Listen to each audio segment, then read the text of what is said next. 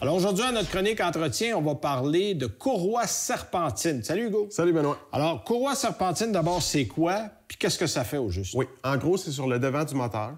Ça relie, selon le modèle, l'alternateur, la pompe à eau, le vilebrequin, pour faire tout tourner en même temps. Donc, évidemment, comme toutes les pièces dans une auto, il y a une durée de vie. C'est bon combien de temps, ça? Oui, l'entretien se fait en moyenne entre 100 et 140 000 km. Mais avant, la courroie était fendillée. Avec les nouveaux matériaux, elle n'est pas fendillée, mais elle est à changer. Donc, on utilise un outil conçu par le fournisseur pour vérifier la profondeur des grooves de la courroie. Donc, les sillons, puis si on glisse ou ça bouge, ça veut dire qu'il est usé. Exactement. Mais là, on ne change pas juste la courroie, parce que souvent, ça vient dans un ensemble complet. Là. Il y a tout là-dedans. C'est ça. On devrait toujours changer l'ensemble au complet. Le tendeur, la poulie folle, pour faire un ensemble.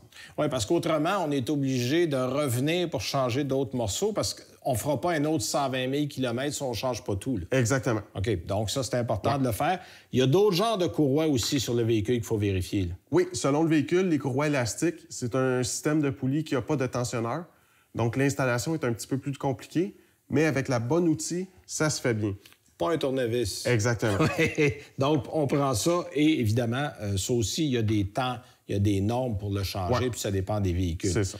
Il y a d'autres pièces qui sont reliées à ça qu'on a ici qu'il faut aussi vérifier périodiquement. Oui, exemple, la poulie de l'alternateur. De plus en plus d'alternateurs ont des poulies découpleurs, qui est une poulie avec un ressort à l'intérieur pour éviter de donner des coups sur la courroie lorsqu'on fait des accélérations brusques. Oui, parce que les coups, évidemment, ça use plus rapidement. C'est ça. Puis, des fois, on a un problème d'alternateur, mais c'est juste la poulie. Puis, on peut la changer toute parce seule. qu'il n'accumule plus, on n'a plus d'électricité, exactement. Les outils qu'on a ici, c'est quoi exactement, ça? Oui, c'est l'outil pour enlever la poulie découpleur sur l'alternateur. OK, donc les bons outils pour faire l'entretien de ça. C'est ça. Et au bout de la table, on a ce qu'on appelle des traitements de courroie. C'est un peu comme les additifs pour l'essence, puis tout ça, mais recommandé ou pas? Sur une courroie, on ne devrait jamais mettre de traitement. OK, parce que? Premièrement, on contamine la courroie, mais on contamine les poulies. Donc, la courroie risque de glisser.